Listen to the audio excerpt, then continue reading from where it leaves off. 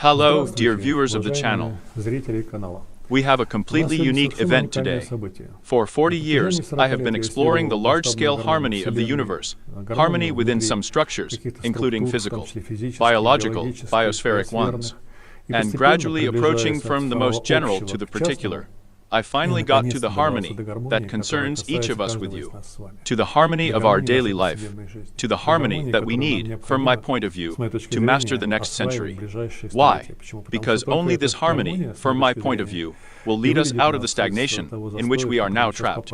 All of humanity, I mean, got caught. But due to the fact that all the other previous lectures before that were built on the principles that I presented my ideas, which were published, repeated many times in different lectures 10 years ago, 20 years ago.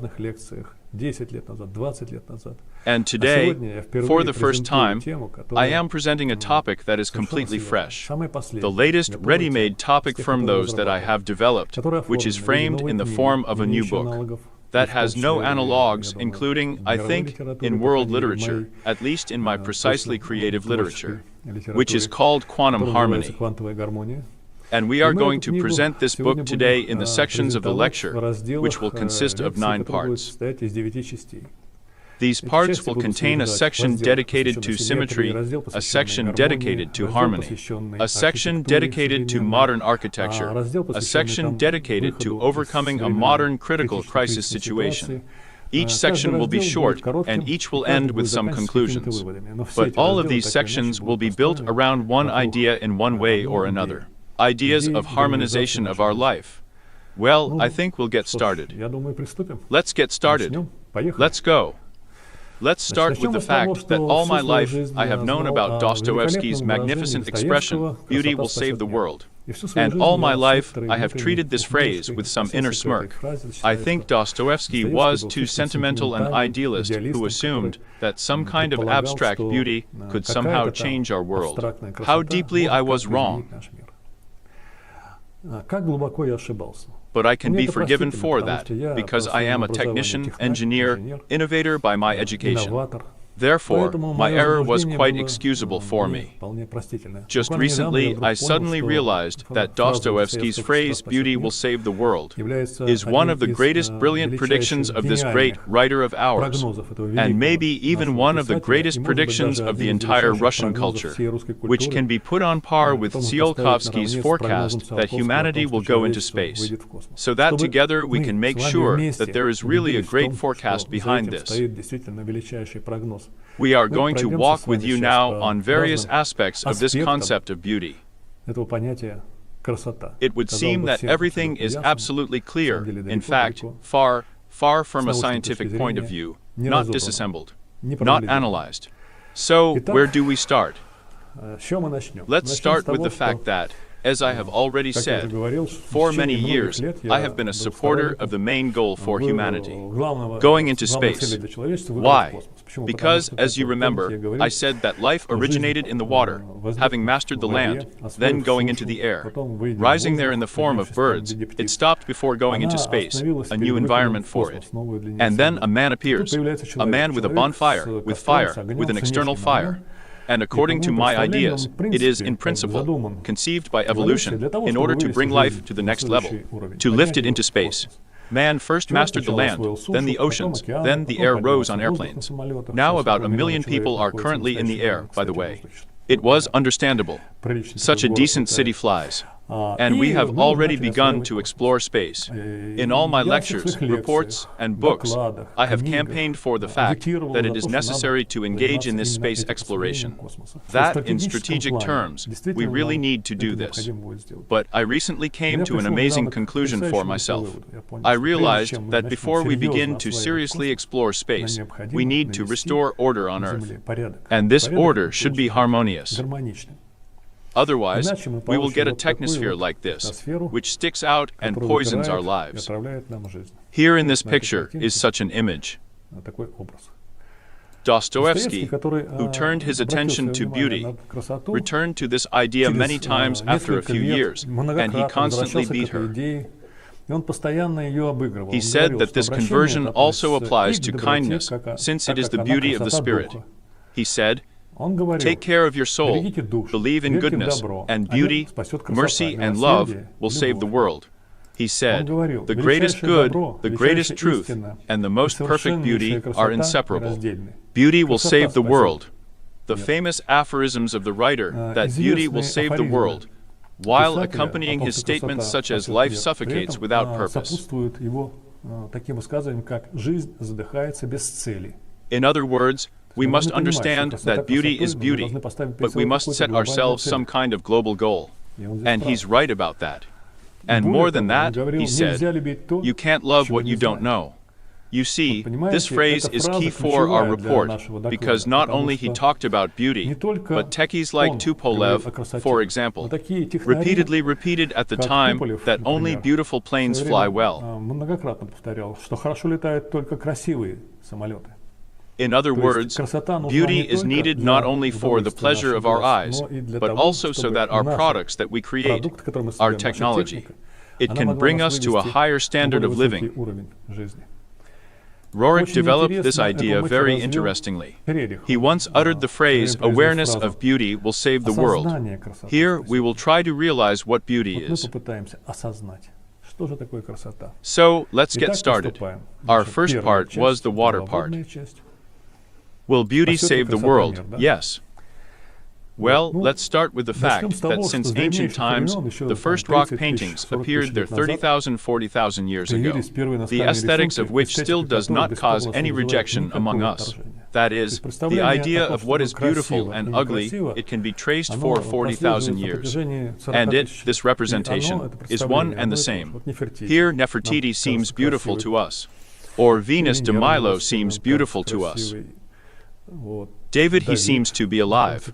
But at the same time, we are not only talking about external beauty.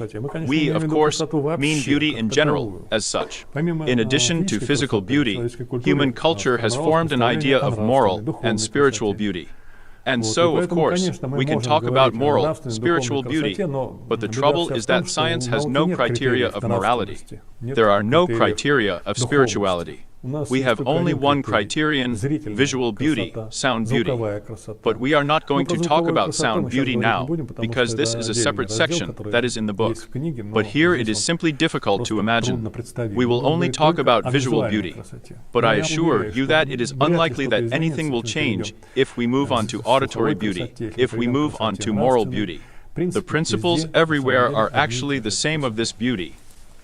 So, what is beauty based on? If we turn to the philosophers of ancient Greece, there are many statements on this topic, many magnificent thoughts. Summarizing these thoughts, we can say that they believed that beauty is aesthetic, impractical. In this they were wrong. By the way, we will prove it. A category denoting perfection, a harmonious combination of aspects of an object, leading to aesthetic enjoyment. They always talked about what we call a beautiful thing, proportional and symmetrical. That is, even the ancient Greeks, they understood that there are two bases in beauty, its symmetry and harmony. Looking ahead, let's say that symmetry unites all the same things into some kind of integrity, and harmony unites all different things. And this is their fundamental difference. And we will separately consider both symmetry and harmony. With symmetry, the concept of symmetry is very well studied in science. I won't say anything new now, but we will understand some nuances. I'm just going to remind you of well-known things.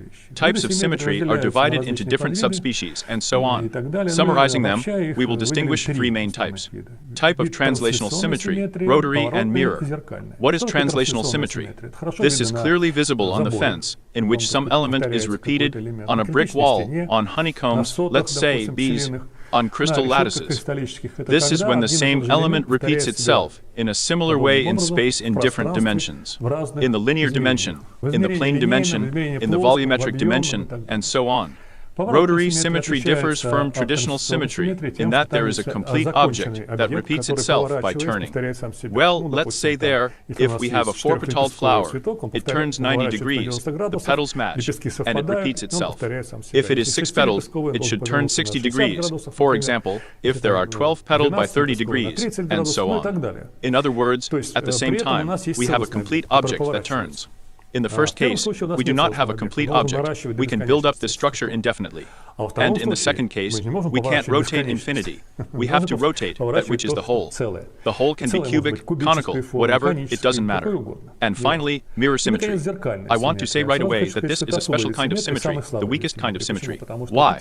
Because there is only one movement here, left and right. Here. So I combine them. This is the only minimal movement. That is, if we have, let's say, a 4-petal flower, then we can repeat it 4 times, but here only once, while combining it in the mirror. Let's consider how these types of symmetry are common in the bone nature around us. If we look around, we will see a lot of objects made by human hands, and then we will not understand anything. We have to go to some kind of platform like this, where there is nothing that a person has done. It is best to go down to the surface of Mars. Here on the slide, the surface of this planet is perfectly visible, just like any other, since like the moon, it is replete with objects in which there are no signs of symmetry. If we go out on the same Gobi Desert, for example, or some mountain ranges, then we will not find symmetry here either. If you don't look at trees just like rocks here, they are chaotic at first glance. I'm not talking about their fractality, they are just chaotic, then there is no symmetry in the usual sense of the word. Thus, the bony nature around us, it is asymmetrical. There are rare exceptions to symmetry. These are crystals that are rarely found somewhere out there and are shown as beautiful exceptions to the rules. But their mass, these symmetrical crystals, is less than 1,000% of the mass of all chaotic objects of bone nature. In this way we understand that the nature around us, on the surface of the earth, it is absolutely asymmetrical. With the rarest exceptions, which cause us amazement precisely because it is an exception to the rule. But if we look inside the crystal structure of any body, we will find the perfect symmetry of just the lattice. Why? Because all crystal structures are symmetrical, and there is practically the same symmetry everywhere. Translational, transport symmetry, lattice symmetries. What do we see? We see that the objects of the microcosm, the bone microcosm, are asymmetrical, totally asymmetrical. Inside they are totally regular, totally symmetrical. Moreover, one symmetry dominates. If we turn to wildlife, then in wildlife we also sometimes see regular symmetry, becomes. But becomes are actually the product of a human stamp. Because the wax is stamped, then placed on the bees, they are forced to repeat. In real nature, it is less symmetrical, although there is some kind of repetition. The analysis showed that lattice symmetry, repeat symmetry, translational symmetry, is extremely rare in living nature. And here, for example, there is a photo of a perfectly symmetrical protein crystal structure. It seems to be a symmetrical structure, but what do we see here? This is a photo of a dead, virus-killed living object. That's when it becomes dead, bony, then it becomes symmetrical. But while he is alive, there is no symmetry of this traditional regular one. Why? Yes, for a very simple reason. Because, as we remember, the ancient Greeks said that symmetry unites the same.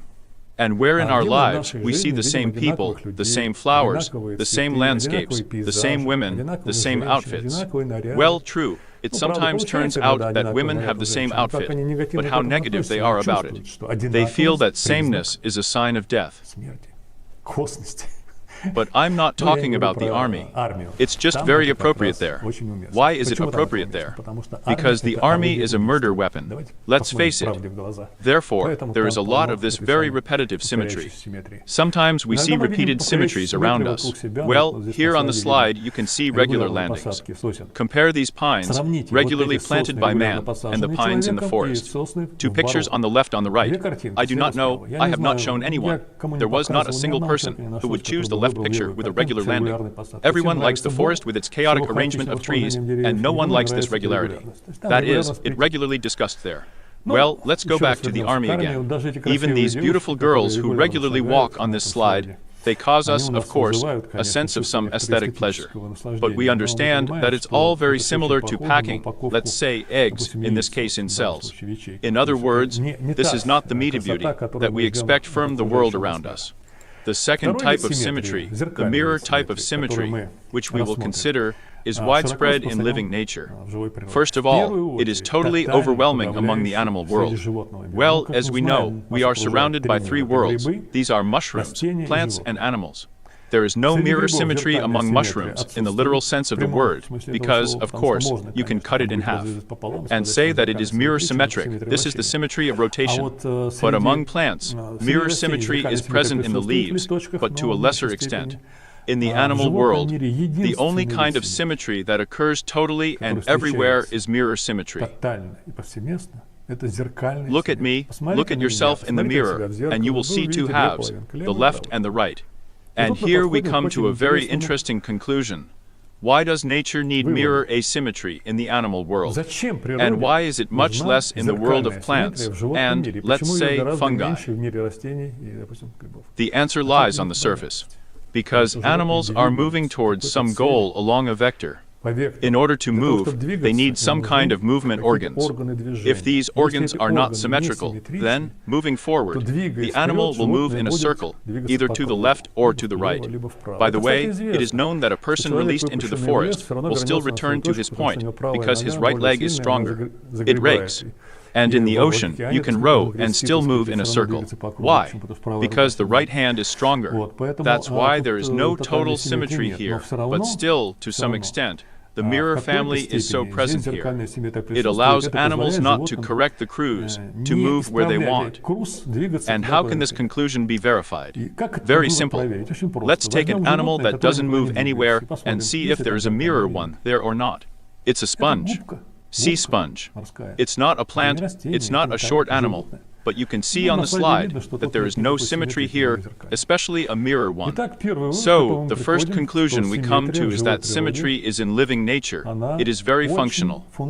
It is extremely functional. And, strictly speaking, the source of symmetry is just functionality. Let's move on to the symmetry of rotation. It's rotary, it's central, it's spherical symmetry. These are varieties of the same symmetry that we see in living nature. Rotary symmetry, the symmetry of rotation of the body of rotation.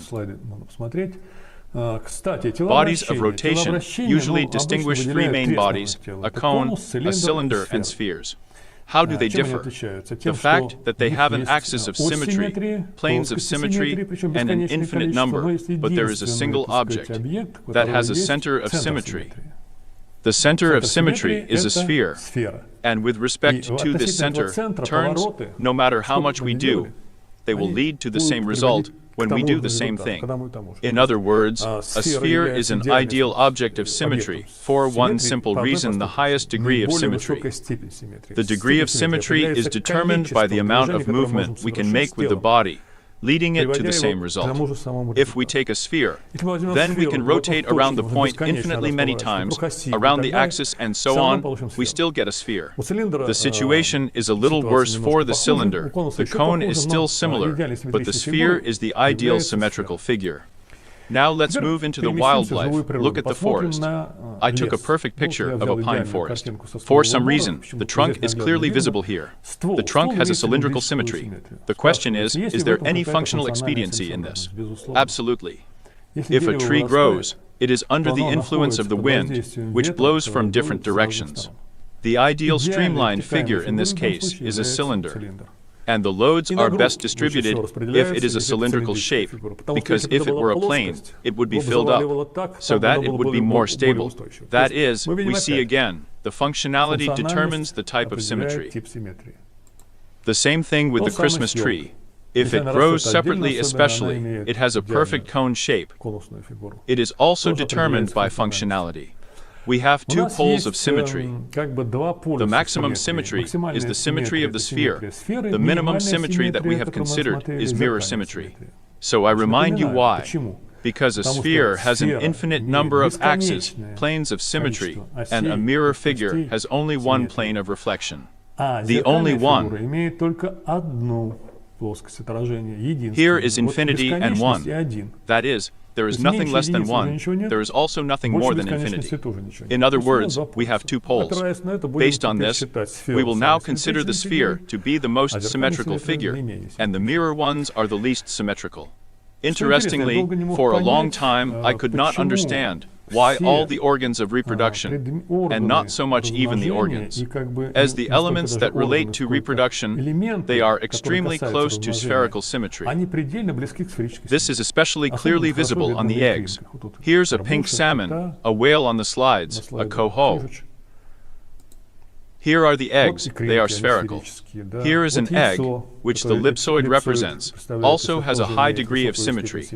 If we look at the nuts, they are also quite symmetrical. Seeds, nuts, flowers have symmetry.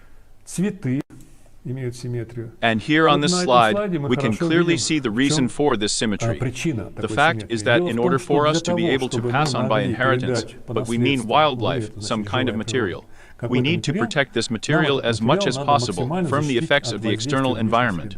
The spherical shape gives maximum protection. There is no figure more durable under all other identical conditions, more protected, having a smaller specific surface area than a sphere. Therefore, again, the functionality. In living nature, it tends to close the genetic material, a spherical capsule. This is very clearly seen when comparing two germ cells, male and female. You can see it perfectly on this slide. Here is the female sex cell. This is a photo of a real female germ cell. It has the shape of an ideal sphere. But look at the male sex cell, the sperm. This is an ideal figure of a torpedo, a bullet, a cone with a rounded shape, and a tail that gives movement. Where does this form come from, and where does this symmetry come from? We understand that there is no need to rush anywhere from the female germ cell. It slowly moves through the tube for several days, 4 days, in my opinion, until it reaches the wall of the uterus, for example. But men's need to hurry. There are races, there are competitions, there is a swim. Up to 200 million spermatozoa have to get to the egg in order to have time to dock to it. You can see it well here. I'm only one of them penetrates. Therefore, we need to hurry. And that's why it's such an ideal shape. Again, what is the conclusion? That symmetry, and therefore, note, beauty based on symmetry, is extremely functional. But at the same time, in living nature, we find a huge number of deviations from symmetry. Fruits and berries. Yes, some of them are extremely symmetrical. For example, currants, gooseberries, anything else, cream to some extent. But there are fruits and berries that are not symmetrical. These are, let's say, raspberries, strawberries, pears, and so on. Why such deviations? Big question. And why, for example, if we make some kind of four-petalled screw, then for a ship, it is perfectly symmetrical. But we will not find a perfectly symmetrical flower with petals. Necessarily, the petals are not slightly different from each other. Why such a desire for a slight asymmetry in nature? Here. Or, let's say we take currants and strawberries for comparison. It is clearly visible in this warehouse. Currants are almost perfectly spherical, perfectly symmetrical, but strawberries are not. Of course, it has the shape of a cone, about symmetry, the plane of symmetry, but we have recently stated and established that the sphere is more symmetrical. However, I showed this slide to a lot of audiences when I asked the question of preferences not to taste, in appearance. Prefer strawberries, not currants. Well, 10 or 20% always chooses currants. And not because they like it, they prefer something symmetrical. The key question that I'm going to ask the audience and myself now. What attracts us in symmetry, or not in symmetry, or something else? Or harmony, which we will talk about now a little later. Before that, I specially picked up the symmetrical face of an antelope. Here is a very funny photo of a giraffe firm behind, absolutely symmetrical, standing and drinking water. And at the bottom, there are two photos of two antelopes. One stands, the other runs, jumps. Well, I don't know. There is hardly at least one person who will say that, let's say, these side photographed animals are ugly. A beautiful antelope on the side, but find the elements of symmetry here. There are none at all, no symmetry. There are symmetries in the upper pictures, but personally I like the lower images, which have no symmetry at all, more than the upper one. And I conducted a survey, for most people too. In other words, it turns out that symmetry in life, in real life, does not cause us very much pleasure. That is, we sort of put up with her in fact. And this can be viewed very well even with an example like our face. The fact is that most people are convinced that our face is symmetrical. But in order to make sure that this is not the case, it is enough to take a picture, then the left part of the face, and reflect it completely by some method, and make up a face firm to left halves of the mirror or firm to right ones. And you will see that the resulting physiognomy will not be as cute to you as your own physiognomy, which is filmed in the real asymmetry of the left-right part. Marilyn Monroe is here in the photo, just with her such an operation was performed. It looks natural and beautiful in its asymmetry of the upper, and, I would say, a little disgusting even, especially in the right part. At the bottom, when the left and right half were mirrored. Yes, by the way, I continue this topic. There is a Leningrad scientist who once researched. This is the asymmetry of the face. I came to an unexpected conclusion. I don't know how reliable it is. The closer a person is to his natural death, the more symmetrical his face becomes. Yes. How did he know that? I began to look at the death masks and saw that after death a person's face becomes absolutely symmetrical. In other words, light symmetry is a sign of life, and total symmetry is a sign of bone again. And yes, indeed, we are making sure that the symmetry that unites the same is symmetry. It is the principle of unification that is the same. This is the principle of bone beauty. Living beauty is built on what? On harmony. That's enough to look at a photo of this forest. Find at least one symmetrical, deeply symmetrical object here. You won't find it, but all the same, when you go into the forest and see this jungle, it's more pleasant for you to be there than, let's say, in the Gobi Desert, among the chaos of a pile of stones. Why are you pleased? Because the forest is alive and harmonious. And we come to a very simple conclusion that a person in his world, the microcosm, he is, as it were, squeezed between two levels by the symmetry of the bone nature, between the level of elementary particles, which are all spherical, mind you, the level of space objects, planets, stars, which are also perfectly, almost perfectly symmetrical. But in the microcosm, in the bone world, there are no symmetrical forms, and in the living nature, there is almost no symmetry either.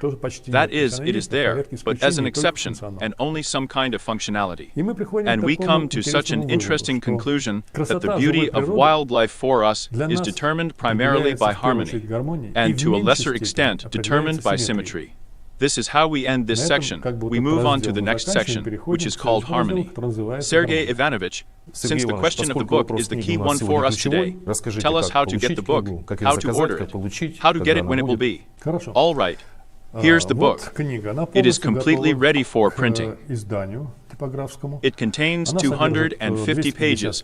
There are a large number of color illustrations. It will be available in Russia and Ukraine. It will be available through friends and other countries of the world. This book is fully prepared for publication, and it is waiting only for your request, only for your desire to receive this book. It will be sold in a paper version, and since there are a very large number of color illustrations, it will be published on Milovka in color, then, accordingly, the price will be determined by printing prices, and will accordingly be equal to about 700 rubles or 300 hryvnia. And you can order it and get it in December, in January. Of course, you won't find similar books anywhere. Why? Because here, in my opinion, for the first time, I was able to summarize all the ideas about beauty and harmony, as in inanimate nature, systematize them in the bone nature. in space and at all levels. Here is the anatomy, in fact, of beauty, harmony. Moreover, what I can't talk about, there is also a section dedicated to sound, dedicated to beauty and harmony in time, dedicated to music. There is a very powerful section dedicated to architecture, the analysis of the beauty of architecture, dedicated to the lost key to beauty in architecture. And this is specifically already very technologically advanced. That is, just take it, teach it, turn it into technology, and build it. At this level, everything is done here. In engineering, I wish you a pleasant reading. It was a pleasure for me to write this book, and I hope it will be pleasant and interesting for you to read it. And I will add on my own that in the description under the video, there will be a full-fledged instruction on how to order it, how to get it, and immediately announce two questions that I have. First, why quantum? And secondly, what practical significance and practical application does this have? I don't insist that you answer right away, but I think you will touch on these issues in the process. Absolutely. In other words, the first one is why quantum and what practical? Well, I think it is. If you have enough patience to listen to at least 2 or 3 more parts of my lecture, then you will understand why quantum is not a random name, it is very deeply symbolic, and you will understand why I attach so much importance to the practical application of such a concept as beauty. And do you know how we will do it? We will track the viewers for how long they watched this video, and for those who turned it off ahead of time, we will apply sanctions to them. Absolutely. How is it used in Russia? Regardless of age, gender, nationality, ethnic commitment. Me. There will be no mercy for anyone. Nobody. Nobody. Try and not finish watching. Agreed. Agreed. All right. So, we proceed to the next part of our lecture. What is harmony? Let's start with a magnificent, brilliant poem by Fyodor Tyutchev. I remember it by memory, of course, but I'd rather count it. There is melodiousness in the sea waves, harmony in spontaneous disputes, and a slender musicy rustle flows in the shaky reeds. An unruffled system in everything. The consonance is complete in nature. It is only in our illusory freedom that we are aware of the discord with her. Whence, how discord arose, and why, in the general chorus, the soul does not sing like the sea, and the thinking reed murmurs. This brilliant poem by Tyutchev, in fact, is the quintessence of my entire lecture. And the question he asks is where the discord came from, and why, in the general chorus, the soul sings not what the sea is, in fact, the topic of our lecture. Let's consider this question from a scientific point of view. Mysterious harmony. So, let us recall that harmony, according to the ancient Greek philosophers, is the coordination of heterogeneous and even opposite conflicting elements. Harmony is always born out of opposites, because harmony is the unity of many mixed entities and the agreement of the discordant. Isn't this about you and me? About people? About us? Let's repeat once again that beauty is based on 2 fundamental stones, on 2 fundamental ones, on 2 fundamental phenomena. For symmetry, these are the same, and harmony is different. The fact is that harmony is in our surrounding world. It is inherent in living nature. We practically do not see it in the bone nature. Well, it's there, but we're not going to talk about it now. But the wildlife is all harmonious. And if we are talking about the visual perception of harmony, then all living harmony is essentially built on the same principle, on the golden ratio, the golden ratio. For those who do not know, I remind you that the golden ratio or golden ratio is the ratio of 61 and 8 to 38 and 2, or 1/618 to 038 and 2. In other words, we are talking about the fact that if we take a unit segment and divide it proportionally, that is, we divide it not into equal parts, but into 2 unequal parts, in such a way that we have the entire segment related to the larger part, in the same way as the larger part related to the smaller remainder, only then we get golden ratio, golden ratio. This is the only way to divide the segment in this way. And this golden proportion, it has long been discovered in the ancient world. At least it was described in the Middle Ages. Fibonacci, Leonardo da Vinci. They determined that all the proportions of a human face, a human hand, a human figure, they are subordinated to the golden proportion. Therefore, we find the golden proportion in the world around us everywhere, absolutely everywhere. In flowers, in sunflowers, in shells, anywhere. That is, wherever we look, we find this golden proportion. And we begin to understand that it is the golden proportion that is the basis of the very beauty through harmony that surrounds us. And so the ancient architects used this golden proportion left and right. If we look at St. Basil's Cathedral, it is clearly visible on the slide. All proportional relations are measured here. Then there are dozens, if not hundreds of these golden proportions there. In other words, this whole building is permeated with a golden proportion, which is why it causes us such a pleasant perception. Why? Because we see the living world, we see its beauty. Our subconscious mind automatically calculates all this. This is an established fact. That is, whether we want it or not.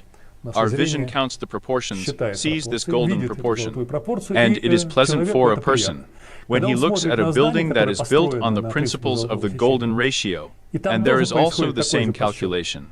It also causes a pleasant feeling. Here, however, we don't see the golden ratio everywhere, or we can't determine it everywhere. Well, for example, if we look at the starry sky, at the surf, at the sunset, at the clouds, at the mountains, we like it all very much. It's beautiful. There is no symmetry here, but there is something that gives us a sense of aesthetic pleasure. I suspect, although it still needs to be proved, that this is still harmony. Maybe it's based on the golden ratio. That would be perfect. But the fact is that if we artificially create a starry sky from identical stars located in the nodes of the crystal lattice, if we artificially create clouds that will be in a regular lattice, and look at this sky, and look at these clouds, then we will feel deep disgust. Why? Because once again we recall that the living, it is asymmetric. Alive, it is harmonious. And when we reduce this harmony to symmetry, we get a negative impression. So, the ancient architects realized this a long time ago. They, using the human body as a standard of the golden section, as a natural carrier of the golden section, have created a system of measures that contain seedlings, oblique seedlings, pipe seedlings, the great oblique fathom, and so on, so on, so on, so on.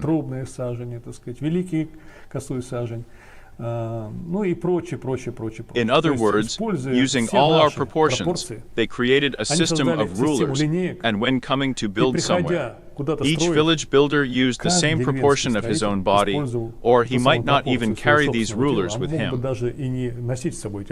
It was enough to measure everything with spans, let's say there, with elbows.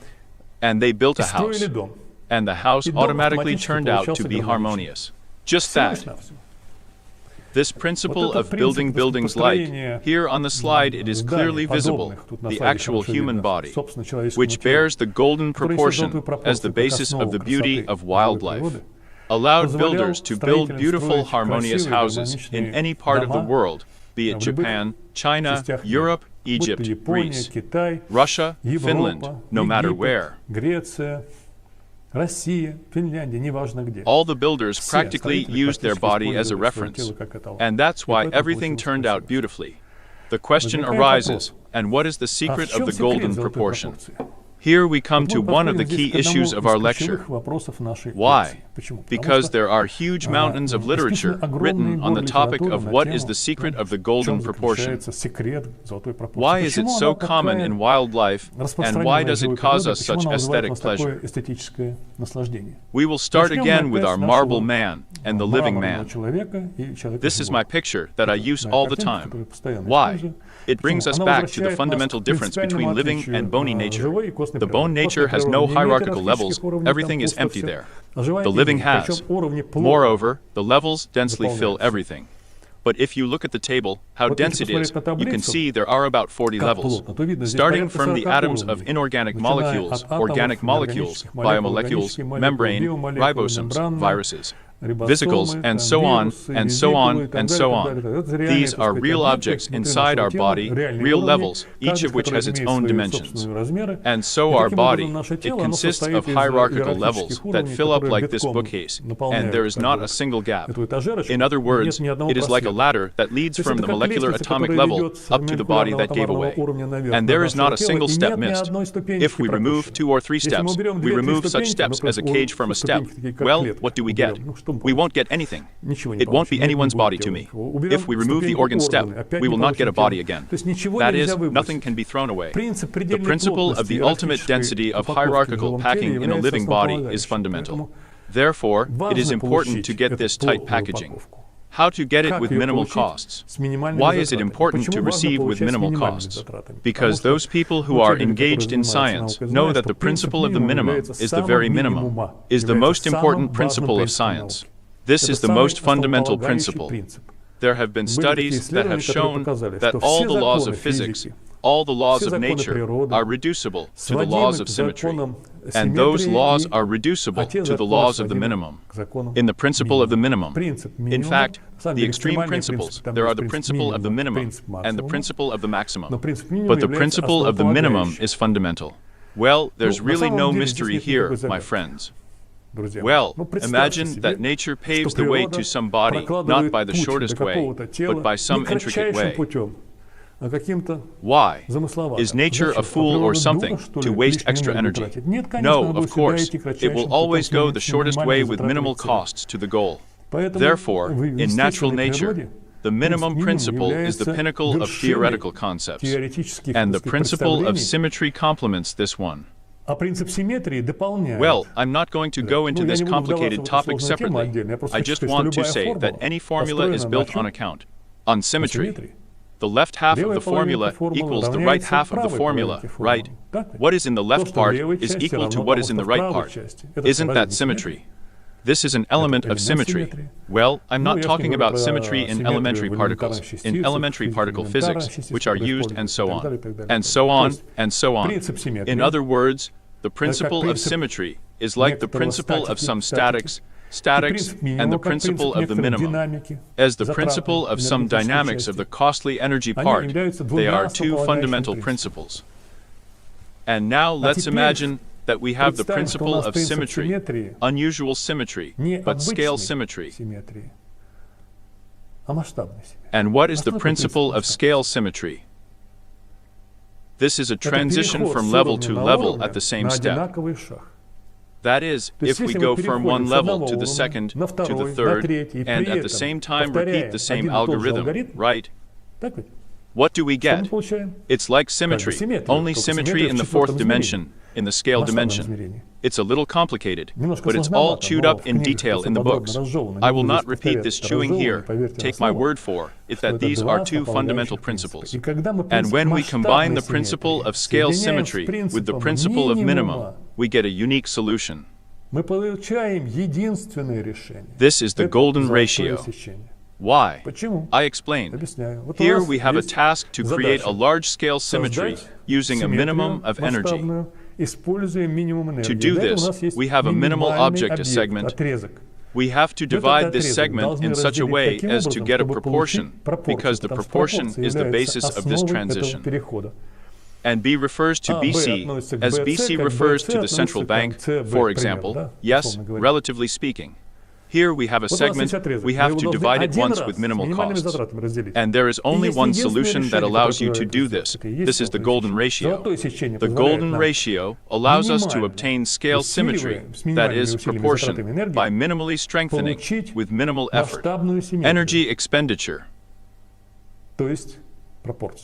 There are no other solutions. From my point of view, again we are returning to the functionality of beauty. That's the secret. Although I know that most people who deal with the golden ratio issue will say, well, this is too simple, it's even almost primitive. Here we have volumes written off on this topic with a huge number of formulas. Well, I also profess the Rutherford principle, which said that if you can't explain to the cleaning lady what you do in your laboratory, you don't understand what you're doing here. Therefore, I believe that nature is simple, it is brilliant, and our task is not to complicate the essence unnecessarily, to look for the simplest answers to the most complex questions. Here I believe that the golden proportion is just evidence that nature goes with minimal effort, creating this very large-scale symmetry, repeated by the algorithm. Therefore, when we look at a person's body, at a person's face, our subconscious calculates it all, calculates and sees. The transition from this to size to this is the golden proportion, from this to this is the golden proportion, where these transitions will not throw a glance. After all, we measure the world not by absolute values, but by proportional ones. There is such a law of Fechner. And when we measure, and we always do, we calculate, it has been established for a long time, then we get the answer. And our subconscious gets the answer. It's beautiful. And why is it beautiful? Because it is symmetrical, scale symmetric, and cost-effectively made. That is, for us, beauty, it turns out, in all its manifestations, is economy, it is expediency, it is functionality. And where there is no beauty, there is no economy, expediency, and functionality. Therefore, Tupolev, who said that beautiful planes fly well, was not an allegory, it was a deep understanding of this issue. Therefore, it is necessary to make the world around you beautiful. Then it will be functional, economical, and expedient, less expensive. Therefore, it is always necessary to strive for beauty. Well, we have sorted out the yellow section a little bit. Now we will go to the concept of quantum harmony. I have already promised to say 2 words about this. So, what is quantum harmony? So, if we look now at all the architectural structures of antiquity, which are beautiful, then we will find there this very proportionality. What is proportionality? So, let's say the width of the building is related to the height as a certain constant. There is depth and different areas, they are correlated as some constants. And these constants, this basis, were calculated at one time by our architects Shmelov and Shevelev. I don't remember exactly which of them did it. Then our researcher Chernyov drew attention to this. Very good books were written on this topic, where all this was shown. They found, so to speak, this proportionality in the structures even of ancient Egypt from there, and even found a board of architects, in which all these proportions, the same soot, not spans, and so on were reflected. And in the end, they made up this matrix, it will be visible here on the slide, of those numbers that need to be used, so that the architect, if he took a certain size, he did not take it by chance, by drawing a ruler there, let's say, but took it only from a certain point, discrete. That is, only when we build a building in which each size correlates with another size proportionally. And this proportionality contains the golden ratio. For example, yes, only then do we get a beautiful building.